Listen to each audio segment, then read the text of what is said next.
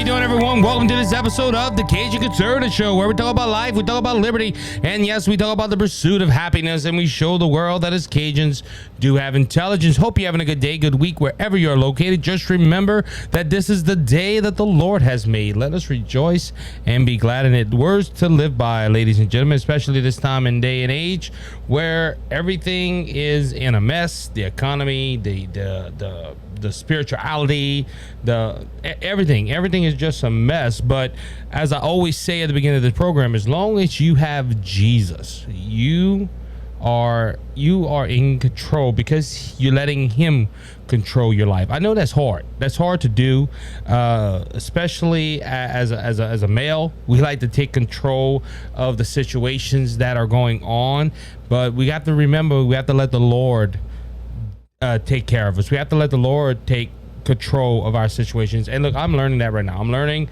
that, a soft answer turns away strife. Do I always succeed in that? No, because sometimes I get heated up.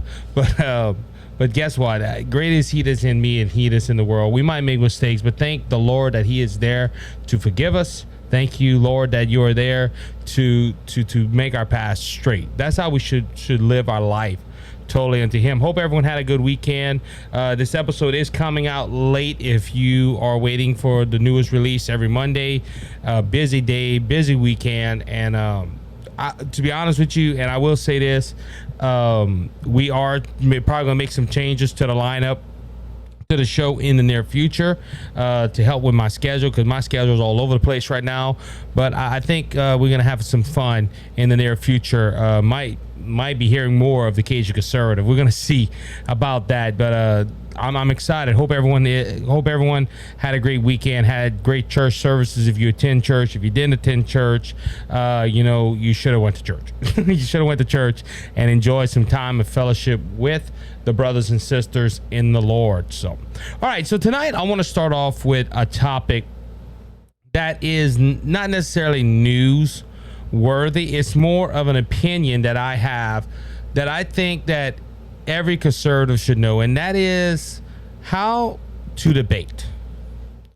And look, I'd say this job, because I don't get paid yet. Hopefully one day I get paid, but this podcast has made me a magnet for a lot of people on the left, and moderate Democrats, moderate Republicans, rhinos. I get a lot of questions come in every so often, and I came across something the other day, and look, this wasn't even one of my posts. Okay, this was the funny thing. Later on, it became one of my posts, but I want to thank Blake Miguez. Blake Miguez went ahead and shared our interview on his Facebook page, which is awesome. I'm glad he did. It gets the voters some opportunities to hear what Blake stands for and why they should vote for him for, say, Senate in District 22. And I had this person reach out to me on that on Blake's comment section, and they were asking me about Blake Miguez, why I support Blake Miguez, and we just got into a conversation and some legitimate questions, and I believe I answered them fairly. I answered them honestly. And I made the case for Blake Miguez. As a lot of you know, if you live in District 22, the Cajun Conservative has endorsed Blake Miguez for District 22. We believe that conservatives need to be in the House and Senate of Louisiana to turn Louisiana back the way it should be. And ladies and gentlemen, this person, and look, I'm thankful that this person went ahead and liked the page on Facebook. It helps me out. But went ahead and liked my Facebook page. And if you know how Facebook works, if you like a Facebook post or a page, you start seeing a lot of the posts come out, your brand new follower or your new friend. So they will go ahead and Facebook will show you a lot of the posts that person put out, or you had an opportunity to go look on the page. You could see that what I post throughout the year and throughout the months. And this person apparently went on my page and found some news articles about the Trump impeachment. Oh, not the Trump impeachment. The Biden impeachment inquiry. And this person just started talking about Donald Trump. Donald Trump has 91 felony counts. Donald Trump has been involved with sexual harassment cases, and we started a conversation. I thought it was a conversation, but apparently this person wanted to start a debate, and the debate led to me starting to turn the debate around to this individual that wanted to bring down Donald Trump. Now, I don't know if this person is a Republican. I don't know if this person is a Democrat, but a lot of things like this happen. Someone that's on the opposite spectrum of you, they like to go ahead and put out their opinion. They like to go ahead and tell you what they think, but they also like to ask questions. And this what was going on. Now, look, every debate is different. Every conversation is different. So you always have to be aware of how to approach a debate or conversation. Now, I'm going to use, for example, of me and the liberal trucker. We had a conversation, a special episode that was released on the podcast and was released on YouTube and Rumble. We went ahead and we had a conversation on this very subject of debating, but respectfully. And we had an hour and a half conversation where we discussed things that we felt passionate about. But through that debate, I think it maybe didn't even happen. If I remember correctly, it didn't. We didn't cut each other off. We let each other talk. We let each other speak our opinion. And at the end of the day, we agreed to disagree. Now, a lot of people might tell, and I did. I got some people telling me I shouldn't have done that. Why? The debate is good. That's one thing I want to bring out in this conversation. Debate is fine. I like a good debate. It is just not political debates. I have watched debates with Ken Hovind and Ken Ham and all these people debating atheists. I'm fascinated by debates. Debates are really good for America. Prime example of that would have been the Republican debate. I didn't know about that. I didn't know that much about Ramaswamy. I didn't know what was his values, but on that last debate, I got to see a little bit of him and a little bit of what he believes. And is he Donald Trump 2.0? No. But I think Donald Trump should be really considering Ramaswamy as a vice president candidate if he gets the nomination, because they both are like-minded.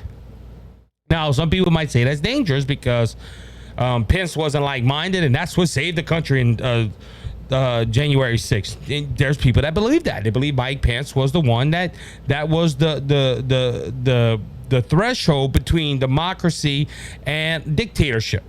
That's what a lot of people believe. But like I said, debate, I seen that in the debate. And I've seen some strong points from Nikki Haley, from Ron DeSantis. I seen how flip-flop is Chris Christie is. So debate is good. You find out a lot of good things, and having a debate or a conversation with some people, it isn't bad. You should go ahead and be involved in those conversations. But I started noticing in this conversation I was having with this individual through Facebook that they were asking me questions that were, see, you are a hypocrite because you said this one thing and now you're saying another thing. And ladies and gentlemen, look, I titled this segment, and probably the episode is going to be how can a conservative win a debate? Easy. You start asking them questions that they don't want to answer. Like this person was trying to get me on a got you question, and we were talking about the impeachment inquiry. This person was asking, why do you Republicans defend Donald Trump? And he brought out all the stuff that Donald Trump is alleged of doing, including the 91 felony counts that are on with the 4 indictments. I brought out, look, he's not convicted. An indictment is not a conviction. And bringing out all the points that I think every conservative should bring out. And y'all shouldn't elect somebody with baggage. Y'all should, and started trying to get me into got you questions, ask me questions. And I asked one question in this debate, one question, which I never got an answer to. And the person, if they're listening, because they like the Facebook page now, I will still like an answer. And I'm not trying to call, I did not mention no names, but this person, it's all over my Facebook page, so you can go ahead, unless it's been deleted, but you can go ahead and read the conversation we had. I asked the person, I said, look, I want to ask one question. Why it's okay for Democrats to push impeachment, to push indictments, to push the law, to say, on the Republicans? And it's gospel. Look, you see this with the Trump indictments. Every mainstream media is saying Donald Trump's guilty, just on the sole purpose of him being indicted. Now that is scary here in America, because if you as an individual are guilty just of an indictment, well, we need to rewrite our laws, or we need to get back to the way the laws were. Okay, it was supposed to be innocent until proven guilty. Brought up the sexual harassments of the store. Well, he was liable. Well, it's in an appeal right now. Yeah, he could be convicted by the judge, but until the appeal comes back, or until they say there's no more appeal, well, guess what? They can always have a change of the case. What if that case comes back and says, no, he ain't liable? But I asked that one question. You know, why Democrats can do that to Republicans? Push indictments, push impeachments, put all that upon Donald Trump or anybody they want. But when Republicans start talking about, like Kevin McCarthy saying, hey, we're going to start an impeachment inquiry, the media is blowing up, and we're going to talk more about the media later on. There's no evidence. This is unjustified. They should not be an impeachment inquiry into Biden because he's a nice little angel and he does not do anything wrong. But I asked that question. Why is it okay for Democrats to do it? And when Republicans do it, impeachment or indictments, or talking about indictments, is unpatriotic and it's wrong. So, and I asked this individual this question. Is it okay for Democrats to do it, but not all right for Republicans to do it? And this is when you know, ladies and gentlemen, and I'm not going step by step of how to debate a left-leaning person or a moderate Republican. I'm using this example to show you something here. This person went around the question, and when I said it again in another way, hey, is it okay for Democrats to do it, but it's not okay? Why is it okay for Democrats to do it and Republicans not to do what they're doing to Donald Trump? And again, I got swung around another question. And when I said I asked for the second time, I said I've asked it twice. I want you to ask questions. He sent an article. This person sent an article to me. And I was like, okay, this is something he's trying to prove. And he brings out that Donald Trump said that he agreed with a Democrat economy. And I was like, that don't sound right. Now, it came from Forbes. That explains a lot. But the writer of the article says that Donald Trump said that in 2004. And I brought out facts again. And that's another thing. When you bring out as much facts as you can. I'm going to tell you this. You can bring out as much facts as you want. A liberal will not listen to you. But you have the facts on your side. And you ask them, well, can you prove me your point? I proved my point. I can prove my point with articles and all what. Now you prove your point. When I brought this out to this individual, I said, listen, this was said in 2004. Donald Trump has done a lot of things since 2004.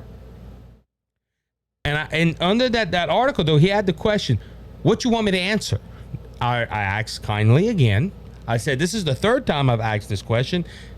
Until at the time of this recording, I haven't got an answer back. Because, ladies and gentlemen, I went ahead. Now, this person has not commented on anything since then. He was commenting on all kind of stuff before. He's not commenting no more. Now, look, I hope I didn't lose a follower, but at the same time, I had facts on my side. And that's how you win a debate as a conservative. You have facts and you ask them questions they feel uncomfortable answering. I see this done all the time on Fox News, where there's some left-leaning person and you ask them a question and it looked like they had headlights shining in their eyes, because there's certain questions that they cannot answer. On the point of the question I asked, why it's okay for a Democrat to indict and to push impeachment and to do all this stuff that they're doing to Donald Trump. Why it's okay for a Democrat to do it. And when a Republican like Kevin McCarthy instructs his committees, start looking into the Biden family and call this an impeachment inquiry, the media flips. Oh, that's wrong. Kevin McCarthy's doing this for political reasons. He's this, he's that. And they're making excuses why people shouldn't believe the impeachment inquiry. Now, they're only following their leader, Joe Biden, because Joe Biden has already told his people, you know what? Hey, go ahead and reach out to the media and tell them to debunk this. Basically, it's not debunked because there's evidence. They say there's no evidence, but the media is saying there isn't. So 9 out of 10, a lot of people that watch the brainwashing CNN, MSNBC, CBS, and all of them, they're going to go ahead and believe there's no evidence, and the Republican Party just doing this for just for political reasons. But when a Democrat goes ahead and indicts a former president like Andy Briggs and the snowflake from Georgia and Jack Smith go ahead and throw indictments down Donald Trump's throat, and it's clearly a political reason why they're doing this. There's so much evidence against Donald Trump. Look, 4 indictments. It just shows that Donald Trump is evil, and Donald Trump don't know the law, and it's all facts. And when I brought this out, this person, now, like I said, I don't know if he's a Democrat or Republican. He liked my page, so I have to assume he's under the label of conservative. I think of it more as a rhino Republican. But that's my opinion of the conversations. I never met this person in real life. If that person hears this podcast, wants to come on, I will gladly put him on the screen, and I will gladly give him a microphone, and we can have a conversation. I'm not against that. But ladies and gentlemen, I won that argument / debate because the individual was telling me, "Oh, you need to come with your facts." I'm like, I thought we was having a conversation. I didn't know this was a debate that I had to bring my facts out. And you always bring your facts out, but I was making a point right there. You know, you're telling me I'm not coming with anything, but I thought this was a friendly conversation. But ladies and gentlemen, just use my experience. This is how you want to debate as a conservative. You go ahead and you bring out the facts, and you ask them questions you know the answer to, and either they're going to lie about it and you expose their lie, or they will go around the question not to ask. They will say, well, I'm going to answer that in 1 second, but what about this and what about that? And they try to turn it on. They try to go back on the offense. See, they don't have an offense. And look, a prime example of that, I know I'm going to throw my team under the bus, but the New Orleans Saints a couple of years ago had a great defense. They could stop anybody, but they didn't have an offense. They couldn't score. And 9 out of 10, yes, defense wins championship, but that takes an offense scoring points. And after a while, the defense got tired because the defense stayed on the field much longer than the offense, and they lost the games. Majority of the games they lost. And that's what the Democrats have right here. They have good defense. Donald Trump's this, Donald Trump's that. I mean, they have good offense. Donald Trump's this, Donald Trump, but their defense. Let me start over. They have a good defense to all you. Well, Donald Trump's this, Donald Trump's that, Donald Trump got indictments, Donald Trump's. Okay.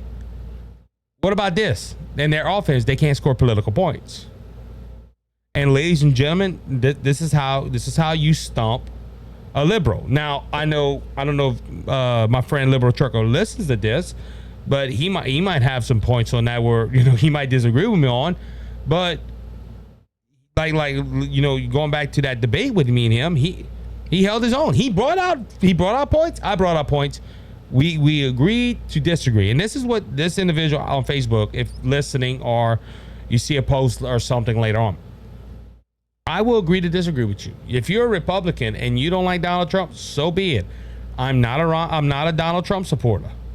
I'm a big Ron DeSantis supporter. I tell people about Ron DeSantis. I tell them that I think he would be the better fit for a president right now. My top 3 primary candidates, though, for the GOP is Ron DeSantis, Donald Trump, and Victor Goswami. I hope I'm saying that right. But ladies and gentlemen, at the point like that, though, I'm not going to go ahead and criticize Donald Trump. I will defend Donald Trump and his constitutional rights. At the end of the day, that's what I was trying to get to this individual to believe. Listen, it's not about is Donald Trump. Look, Donald Trump is innocent until proven guilty. If he's proven guilty and it's a fair trial, guess what? We got to accept the fact that he's guilty. But at the same time, if you look at all the unconstitutional things that are happening to get him into the courtroom, you have to defend the Constitution. That's why I'm defending Donald Trump. And I thought that would be a pretty good way to start the show. We'll be talking about how can a conservative win a debate, and that's just two of many forms the way you can win the debate. But overall, it's telling the people the truth, you having the receipts to back up your truth, and then start asking them questions you know that they don't like to answer. And ladies and gentlemen, you're probably gonna have the same response that I had with this individual. No response. Because they can't answer. They know everything they're doing is political. But they like to call us political, where we have receipts of Hunter Biden and his family crimes and how it ties into Joe Biden. So with that being said, that's going to end this first segment. I'll be right back in a few seconds, so please stay tuned. We'll be right back in a few short moments. That the four things that I think are most important is to be tough on hardened criminals. The criminal justice system, you got to help out people. And I did this for years and years and years as a prosecutor. Probably 80 to 85% of the people that came through the DA's office and through my prosecution experience, they got help to get back on track. About 15% were just hardened criminals that didn't deserve to be helped. They needed to go somewhere where they could not be a danger to you and I. And so we took care of putting those people in that place. I will fight for victims' rights. I've been a vice president of Crime Fighters, the largest victims group in the state, and dealt with victims all across the state and helped them navigate the criminal justice system and soothe their broken and aching hearts from their losses. And so I would continue to do that. I'd promote the early intervention program, and I would always, always, always be pro-life, pro-gun, and pro-Louisiana and fight for all your constitutional rights.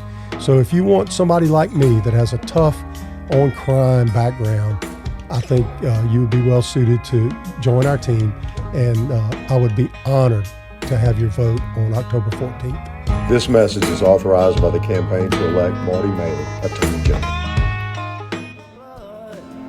Cleansed and made us whole. Not one hoof, not one soul.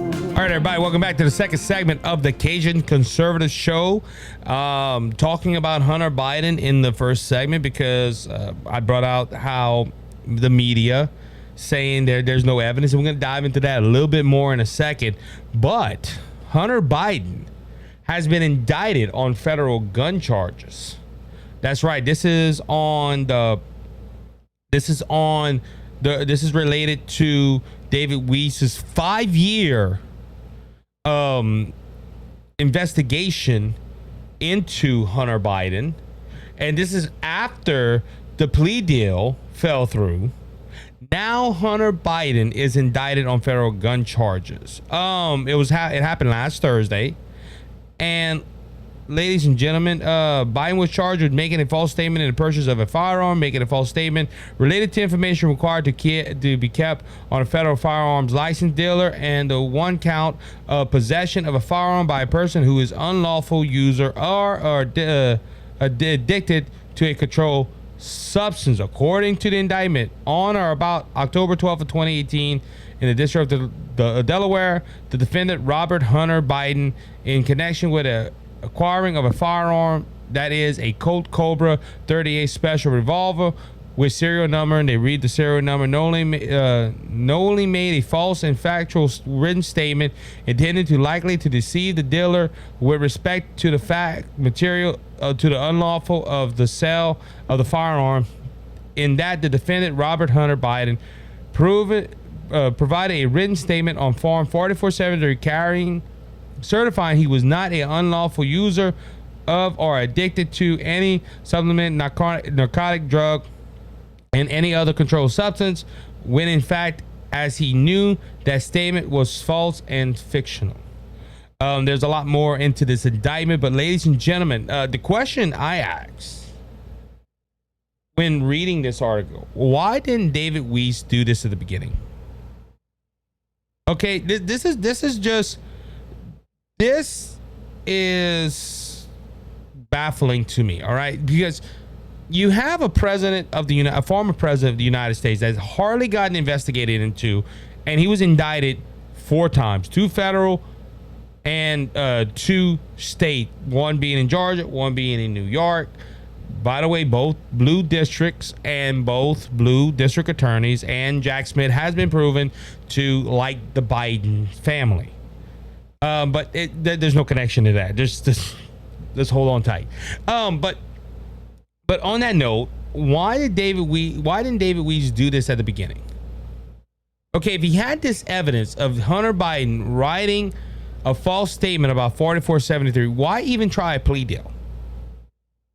And we know the answer to that. If you've been listening to this show long enough, if you're a faithful listener, that this was all to protect Joe Biden and Hunter Biden, because it wouldn't look good that the president of the United States' son would be indicted. So David Weiss, who is a federal prosecutor, now special counsel to this case, all of a sudden, he worked on this for 5 years to get this evidence. Now, I don't know how long it is to look for 4473. I know they kept records for 5 years, so we don't know when it was in 2018. So over 5. It's just hit 5 years.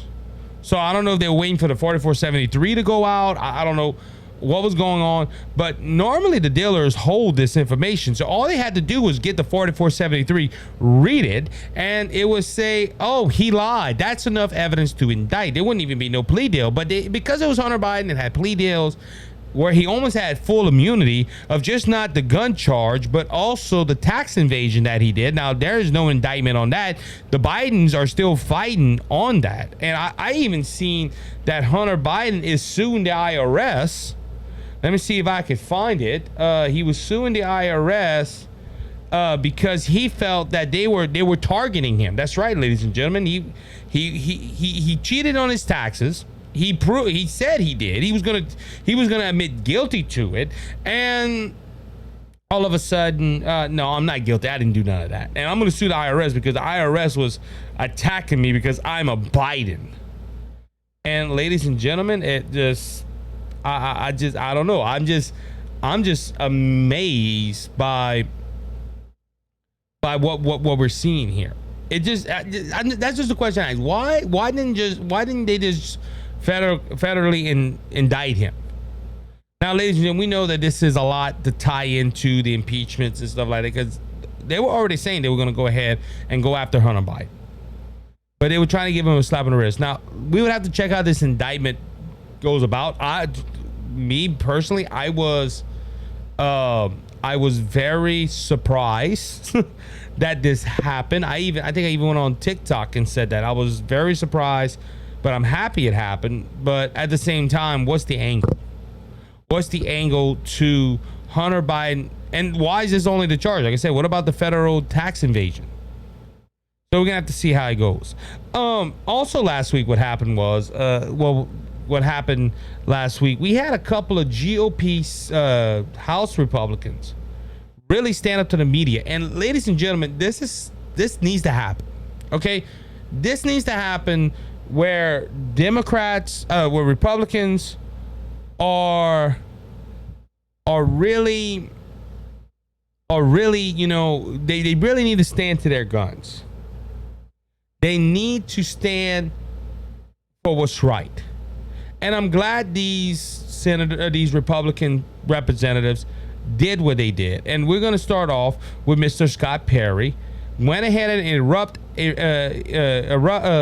at reporter who suggested there's no actual evidence against the Bidens for impeachment. Now, we talked about this last time we were together, how the Biden administration, the Biden White House, reached out to media companies and asked the media companies to not report, or no, correction, when they report on the impeachment inquiry, just say how bad it is. Say there's no evidence, and the media is doing the White House's bidding. And ladies and gentlemen, I've said this, that this is on the threshold of socialistic communistic dictatorship by the White House. Because the media is supposed to have freedoms to say whatever they want. Not say whatever they want, because like Alex Jones went ahead and got sued and had to pay a heavy price because of things he said about Sandy Hooks that was very not true. And so you can't say what you want, but at the same time, you have the freedom of the press. And the reason you have that is in case of a politician does something wrong and they try to hide it and a reporter picks it up, and they have the right to run with the story if they have their facts in order. And that is to make sure the American people know what's going on. But when you have the White House telling news organizations, hey, when you report on it this way, Cuba does that, Russia does that, China does that all socialistic, communistic countries, the government tells the media what to say to drive a narrative. And that's what that's what these Republicans are fighting right now. And going back to this incident, Representative Scott Perry, Republican of Pennsylvania, held little back during a Freedom Caucus press conference on the steps of the U.S. Capitol Tuesday after Senator Kevin McCarthy announced an impeachment inquiry into President Joe Biden. What actual evidence do you have, as opposed to accusations, to show to the American people that would merit an actual impeachment inquiry of President Joe Biden, and prove that today isn't just about some of you inaudible, acts off camera reporter? Now she's asking a legitimate question, but at the same time, listen how she worded this. She said, what actual evidence do you have? Like the Republicans have not been talking to whistleblowers that brought receipts, not like the Democrat whistleblowers that, oh, Donald Trump did this, Donald Trump did that, oh, Brett Kavanaugh did this to me, Brett Kavanaugh did that. Do you have evidence? No. Where it happened? I don't remember. Did somebody pay you to do that? Oh, I don't know. See, that's the difference with whistle. And look, I believe whistleblowers should believe to a certain extent. If a whistleblower comes and says, look, I got texts, emails, I got phone calls, I got, like every other whistleblower has done for the Republican Party, you should believe them, because 9 out of 10 they're right. 9 out of 10 they're telling the truth. But listen how this lady act. Like I said, this person acts. This reporter acts as representative. What actual evidence do y'all have? You have opposed to accusations. Now, the reporter suggests that McCarthy was enacting political revenge for the impeachment of Donald Trump. Ladies and gentlemen, that's not true. Okay, what the Democrats did to Donald Trump was crazy. Those were the fastest impeachments ever in history. Hardly no investigations on the first one. They did somewhat investigations, and then on the second one, they didn't even have an impeachment inquiry. They just say, hey, let's impeach him for January 6th. That impeachment was less than a month away. Well, it was less than a month that it happened. Now it lingered a little bit with President Biden being elected, and the constitutionality of after they couldn't impeach somebody after they left office. Now this is when Representative Perry fired back. He said, this isn't about political revenge. We have the bank accounts. We can see, ma'am, Perry fired back. You can see that the homes that the Bidens owe can't be afforded on a congressional or senator's salary. That is true. You also understand that it's not normal for a family member to receive millions of dollars from overseas interests. That those things aren't normal. That's not normal to have 20 shell companies. Those things are not normal. He continued, and it's aligned to not only just widespread corruption, but money laundering, if not influence peddling itself. And we also have the president, the vice president at the time, on record saying that the prosecutor was fired. Well, the son of a B, the prosecutor was fired, right? Because the prosecutor was going after the company that his son was working on. Ladies and gentlemen, that's fact. That video is all over Rumble. I don't know if it's on YouTube, but it's all over the Rumble. That's what we have. If you can't see that, if you want, if you are that blind, I'll turn it over to the attorneys, Perry concluded as he walked away from the podium. The reporter claimed that the American people can't see that they think it's a political revenge. I'm going to finish reading this off, but no American, unless they're a blind Democrat that that puts their fingers in the ears so they can't hear the evidence. Unless it's a hardcore Democrat, every person in America says that this is politically motivated, what they're doing to Donald Trump, and this is justified because they don't think the president. 70% of people don't think he should run because he's too old. Perry rushed back and shouted at the reporter, "It's because you don't report on it." Now, then he left. Then they have like you can watch it, but that's when he left the podium. Now, look, I'm gonna say this because this is freedom of the press. They have the right not to report on something. Is it right or wrong? Well, it's wrong. Why? Because the American people should know who they're voting for president. They should know that they should not vote for a man that has corruption in his background. See, going back to the debate of the first, that's what one of my arguments with this guy was. He said, well, Biden, Trump got tons and tons of corruption. Well, Biden does too, so you shouldn't vote for Biden. And look, I hate to say this, but I think every politician might have a little bit of corruption in their back pocket. Now, when he made this statement, it's because you don't report on it. That is an accurate statement. Like I said, they have the constitutional right not to report on it. Is it right? Is it wrong? Well, you the listener, will have to make that determination. Me personally, I think it's wrong. They should report on it. But the reason they're not reporting on it is because the president has reached out to them and said, listen, not the president directly, but his White House, who was instructed by the president, by the way, not to report on it and to make it look uncredible. And ladies and gentlemen, he did right. Now, look, like I said, there is two examples of people doing this, of representatives doing this, and one is Kevin McCarthy. Conservatives praised McCarthy for grilling reporter until she admit GOP has evidence of Biden's wrongdoing. This is from Fox News, and this was 3 days ago. House Speaker Kevin McCarthy said social media ablaze on Thursday after he pushed back against a reporter insisting that he launched an impeachment inquiry without evidence. AP reported that the McCarthy impeachment inquiry was launched without evidence. GOP active Arthur Schweitz posted on X, formerly known as Twitter. They should name Twitter that. X, formerly known as Twitter. On Thursday, here's McCarthy facing a AP reporter to admit that there was lots of evidence to support the impeachment inquiry. In the clip, the Associated Press reporter Francois Amar asked McCarthy about the following Republicans who have said that the investigation into President Biden has yet to show an impeachment offense to this point. Now, I've never, some in the Senate, I've heard them say, this is not worth doing the impeachment. Tommy Tuberville, but Tommy Tuberville was wrong. He was saying, look, we shouldn't even deal with this. The country has a lot more bigger fish to fry. No, your president corrupt. We need to go ahead and look at that. Is that your assessment? The reporter asked. And that's when the exchange come. And look, there's a lot of things, but basically in this conversation, and for the sake of time, I won't be able to read it, but Kevin McCarthy started asking about testimony, and the reporter went ahead.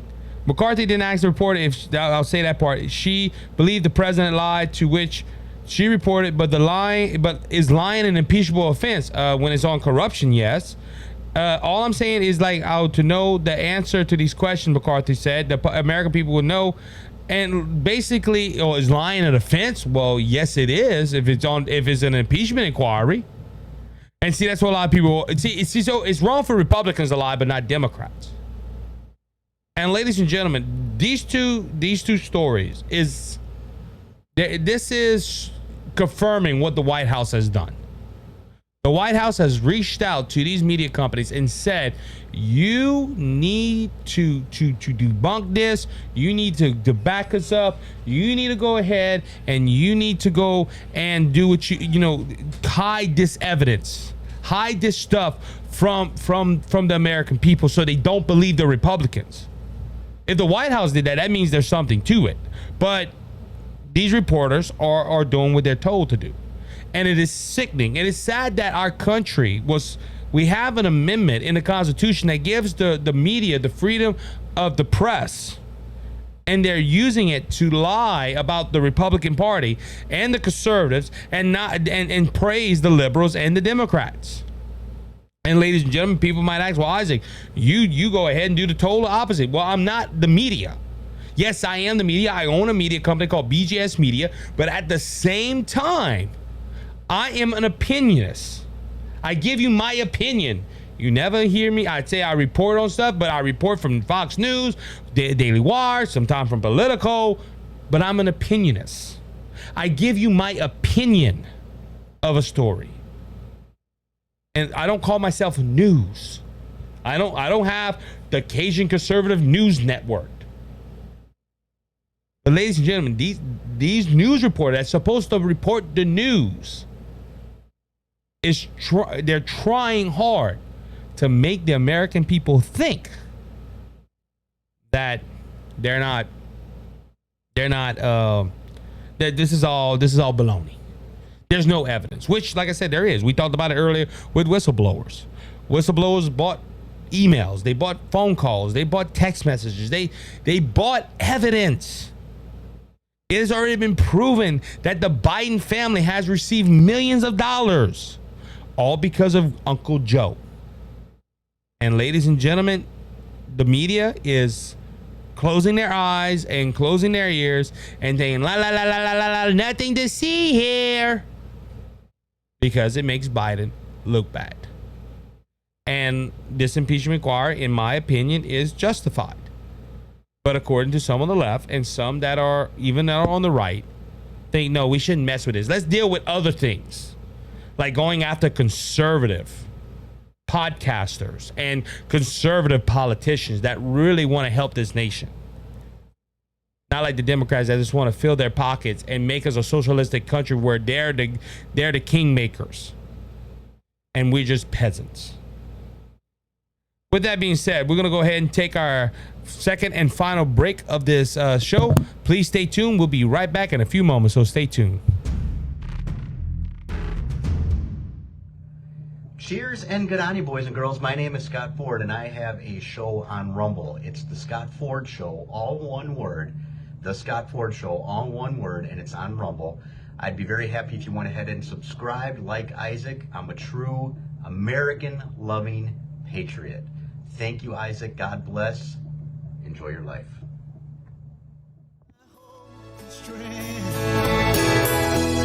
You're my peace of mind when this old world seems to get me down. All right, everybody, welcome back to the third and final segment of the Cajun Conservative Show. Today, forgot to turn on the microphone. When you're a one-man show, good help is hard to find, including me. All right, so ladies and gentlemen, I got some good news. And if you're a conservative, you're really going to like this news. Mitt Romney of Utah, you know, the senator that joined in with Bill Cassidy, unfortunately my senior senator here in Louisiana, with the impeachment trial, both of them, just not one, but both of them. And the man that ran miserably against Barack Obama for president, that Mitt Romney, he announced that he will not seek re-election. Thank the Lord. He was up for re-election in the state of Utah in 2024, but he said he is ready to step down. He made a comment where he said, "I have spent 25 years in public service of one kind or another. At the end of another term, I'll be in my mid-80s. Frankly, it's time for a new generation of leaders. There's the ones that need to make the decisions that will shape the world they will be living in," Romney said in a statement obtained by Fox News Digital. This was Fox News' report. Ladies and gentlemen, now he did in the statement criticize Donald Trump and Joe Biden, to be fair, but ladies and gentlemen, there's one thing I agree. Well, there's two things I agree. That makes me happy. That agree with Mitt Romney on this. One, he has done 25 years of public service. He has served this country in one way, shape, or form. If I'm not mistaken, he was an all right governor in Utah. He was a terrible presidential candidate. He was a terrible senator. Yes, we did use his vote to pass on some good legislation. So that I can give. But, ladies and gentlemen, no, it's time for him to retire. And look, I like I wish Mitch McConnell would do what he did. Because that would have made my whole week great if Mitch McConnell. Now, Mitch McConnell, I believe, said he would not run for re-election, or he did not bring that out. That something like that happened a while back. But props to Mitt Romney on that. He realized he's getting older. He wants to spend time with his family. So, hey, quit. And for the betterment of the country, because the country would be a lot better if he was not in the Senate. Now, the only danger of him stepping down is that this might go to a Democrat candidate. Now, I doubt it in the state of Utah, because a lot of them are Mormons, and Mormons are more tendency to be conservative, except with their women. Joke, I'm sorry if you're a Mormon. I apologize. I didn't mean to offend you. But yeah, he'll be in his 80s, and I think he would, I'm glad he's stepping down on. I'm glad he realized that. So wish a lot of other politicians. We did a whole show the other day talking about that, and about just Washington being turned into a nursing home, basically. And also his second point that I agree with was it's time for a new generation of leaders. Well, it depends on the new generation of leaders. If it is a more conservative leadership, more Republican conservative, yes, let's go for it. But if it's a more democratic socialistic government leadership, no, we do not need that. We need good conservatives in there. Now, he didn't say that. He said it's a new generation, and they're the ones that need to make decisions that will shape the world they will be living in. So the statement overall isn't bad, but I'm just happy that Mitt Romney is getting out the Senate. It will be this. I will say the same thing when I hear that Bill Cassidy isn't running in 2026. He already said I think he said he wasn't going to seek another term. He couldn't win another term. I don't think he could win for dog catcher of Louisiana if Bill Cassidy tried to run again. But I'm excited. I'm excited. Mitt Romney did finish his statement. Part of his statement was, we face critical challenges, mounting national debt, climate change, which I don't know why he said that, and the abundance authorities of the Russia and China. Neither President Biden nor President Trump are leading their parties to confront them, Romney said. Well, that I disagree with Mitt Romney. Donald Trump did fight Russia and China. Do you remember the tariffs on China? You remember the Russians were not really friends of Donald Trump. They respect Donald Trump, but they didn't really try nothing because Donald Trump told them, hey, try something and find out. The mounting national debt. Yes, Donald Trump did bring up the national debt, but it was for the military. It wasn't for widespread spending like Biden is doing. And Donald Trump has already said if he would have been elected again, he would have started bringing the national debt down. Now that we can't confirm or deny that because that didn't happen. But Biden, all the statements he made about Biden, but to tie President Donald Trump into that, you can't do that. You can't do that because Donald Trump was leading the country right. Donald Trump was pushing the country forward. We had some of the lowest gas prices we had in a while. The economy was booming. People were making paychecks. People were spending money because they got pay raises. Companies were flourishing because he was helping out the middle class and the companies here in the state. He brought down the corporate tax to one of the lowest that has ever been. And Mitt Romney's trying to tie Donald Trump into President Biden's failures. That you can't do that. You can't do that. Now, the stain on Donald Trump is January 6th. If you agree or disagree with the views on January 6th, his presidency will be stained by that. But his economical plan, was just phenomenal. The way he ran the country, the way we were getting things done under President Donald Trump was phenomenal. So, but yeah, Mitt Romney's out. Thank the Lord. I am really excited about that. So, on another note, with the Senate, with Mitt Romney stepping out, he won't have to worry about the new dress code for senators, and this is all because of Featherman. And they're even calling it, well, the Daily Wire has called it the Featherman rule. Senate cut dress code enforcement. That's right, ladies and gentlemen. The Senate will no longer enforce a dress code for senators a few months after Senator John Featherman, Democrat of Pennsylvania, made headlines for disgracing the rules. Senate Majority Leader Chuck Schumer directed the Senate Sergeant at Arms to stop enforcing a change that will a change that will go into effect next week. Access report on Sunday. Senators are able to choose what they wear on the Senate floor. I will continue to wear a suit, Schumer said in a statement to a news outlet. The change is tolerable to only affect senators and not staff members. That's right, ladies and gentlemen. The boss can look like a slob, but the employees have to dress up nice. Okay, it should be for everybody in the Senate. Senators can now wear whatever they want. However, other entering the chambers must comply with the dress code. Quote, ties for men, business attire for women. Fox News journalist Chad Pringham said in the post to X, confirming the Axis report. Relaxing enforcement of the dress code, which appears to be more a tradition than written policy, is sure to make life easier for Featherman particularly. Why are they pulling out Featherman? Well, if you listen to this cat, Featherman, he likes to wear a beanie and a long sleeve shirt. He also likes to wear shorts. So this is to help him out. Now, John Featherman was the person that went ahead and had a stroke on the campaign trail. And when he had the stroke on the campaign trail, he was out for a couple of weeks. And when he came back, he could not conduct interviews right. He had to have a teleprompter and all that stuff. And when he just don't like wearing a suit. He didn't wear a suit as a mayor. Apparently, he didn't wear a suit any other time of his life. And now he's in the Senate, and instead of following the rules, the Democrat Party is bending to him. Why? Because Featherman is a disgrace to the Democrat Party. Ladies and gentlemen, it's the same thing with Biden. I hate to say it. Biden goes ahead and fumbles his words. Featherman fumbles his words. And Featherman embarrassed the the Democrat Party by walking into the chamber with shorts, a pair of shorts, some sneakers, and a hoodie.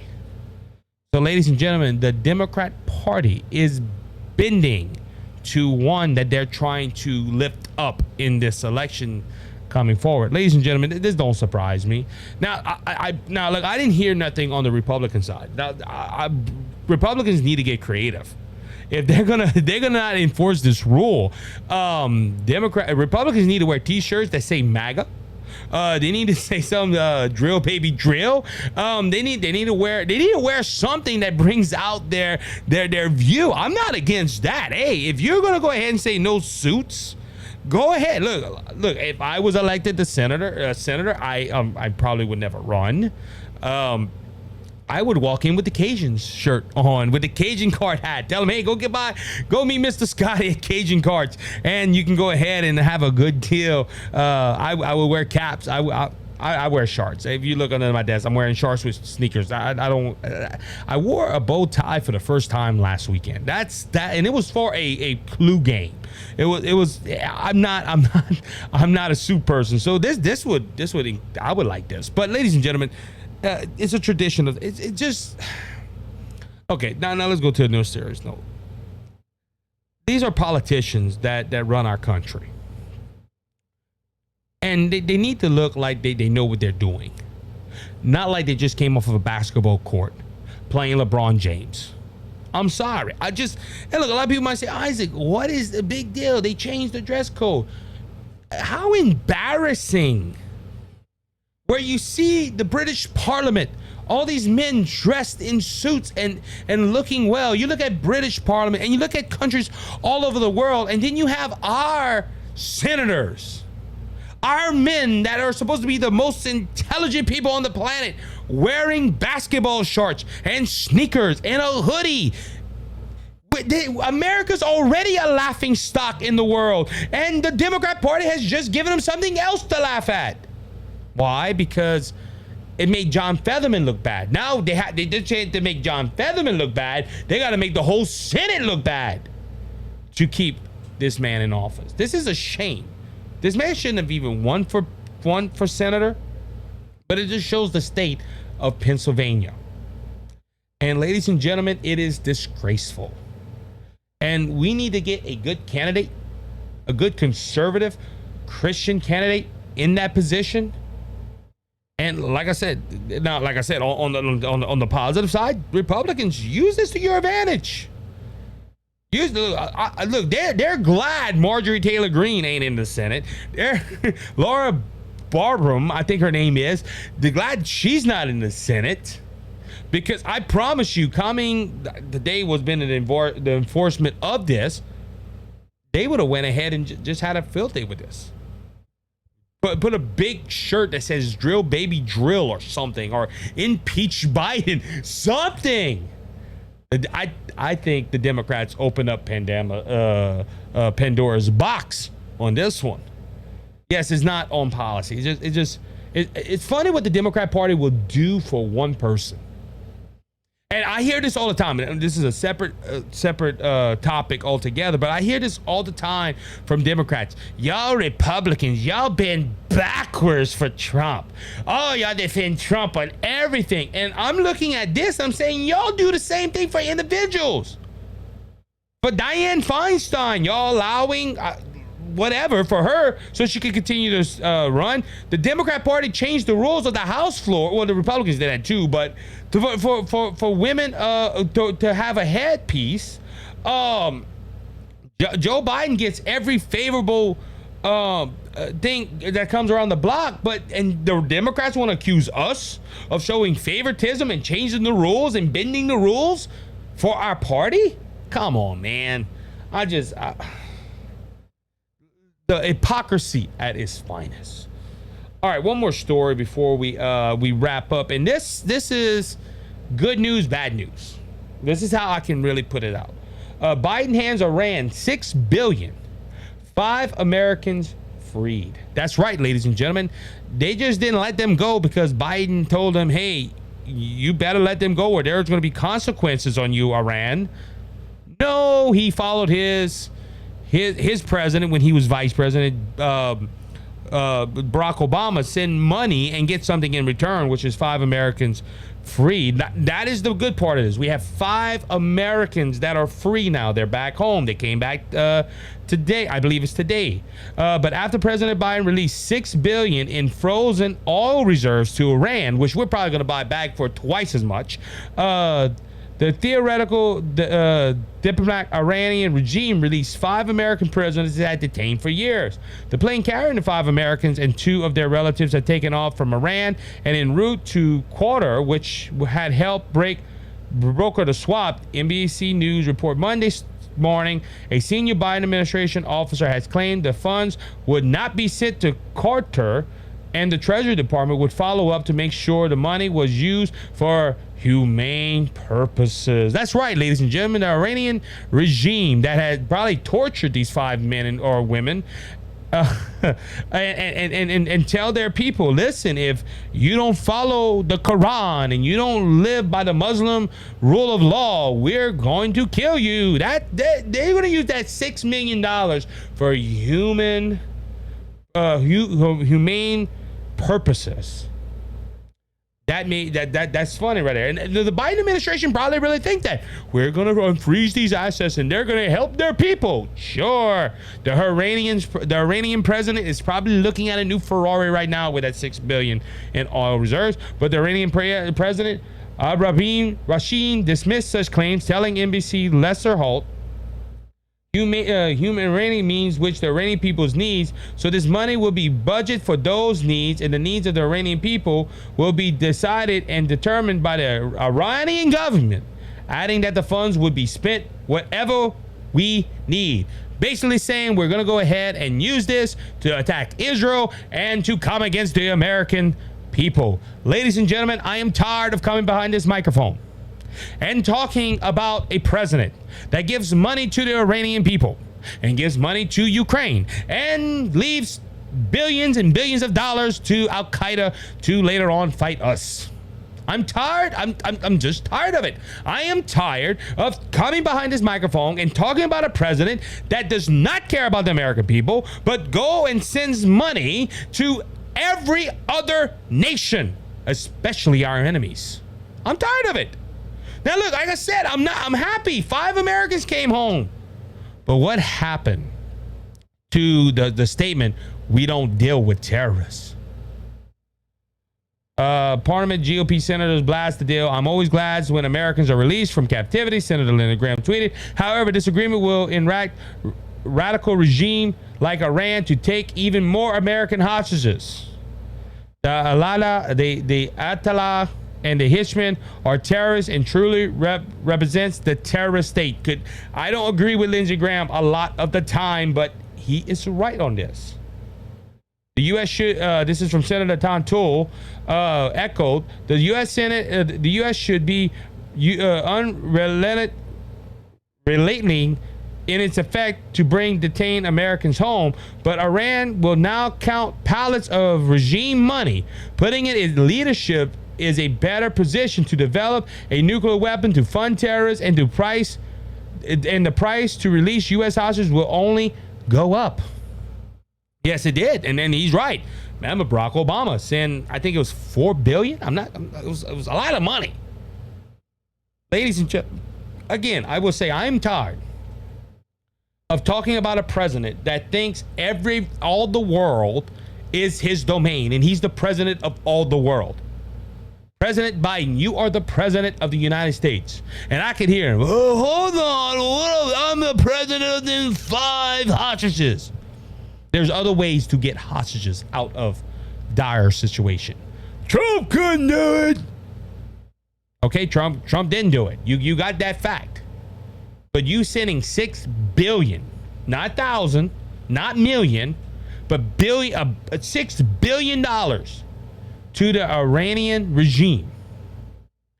Oh, they're going to use that for humane purposes, Mr. Cajun Conservative. No, they're not. Iran already wants to blow Israel off the map. Israel's our ally. So I would, if I was Benjamin Netanyahu, the prime minister of Israel, I would feel betrayed. He probably already feels betrayed by the Biden administration, but sending $6 billion, all for them to come up with some scientific experiment to blow up people. Ladies and gentlemen, this is why we need to vote this man out of office in 2024. This is why we need to vote for Ron DeSantis or Donald Trump or Ramaswamy, because those are the only 3 to have a shot. That's my opinion. After the last debate and hearing what's going on with that, those are the only 3 that possibly going to be the GOP candidate. And if you go even a step further, the only one that really has a chance of winning and has the most poll numbers, if the poll numbers are correct, is Donald J. Trump. We need to vote Joe Biden out of office. And I can hear you all on the left. He's going to ruin this nation. And your guy really fixed us up. Ooh. Sends billions of dollars to Ukraine. Sends billions of dollars to Iran. God knows how much he's sending to his own banking account. I'm just tired of talking about this. We need a president that puts America first, not America last. With that being said, that's going to end this episode of the Cajun Conservative Show today. I want to thank everybody that has continued to support us on our journey to becoming the fastest growing conservative podcast in the nation. I would like to go ahead and thank Give-A-Derm for allowing us to be an affiliate with them. If you can go into the description and hit their link and go look at their products. They have a lot of skincare products. They have some soaps. They have lotions that all make your skin feel incredible, along with it all being natural, so your skin won't have to worry about chemicals, or you won't have to worry about chemicals going into your skin. You can go ahead and do that. Hit the promo code BJS Media 10, BGS Media 10, and you get 10% off of your products. So thank you, everyone, for listening. Until next time, be blessed, be encouraged. Remember, Jesus Christ is King. He's coming back. He's coming back soon. So don't be faint of heart, because Jesus has overcome the world. Until next time, be blessed, be encouraged. You have a good one. He said that Jesus Christ has risen, and he is the open door.